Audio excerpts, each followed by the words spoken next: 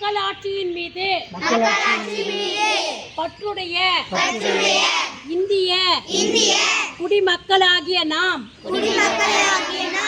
நம்முடைய நலன் கருதும் மரபுகளையும் சுதந்திரமான நியாயமான மற்றும் அமைதியான தேர்தல்களின் மாண்பையும்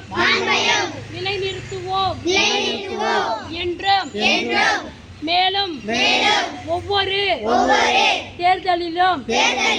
அச்சமின்றியும் மதம் இனம்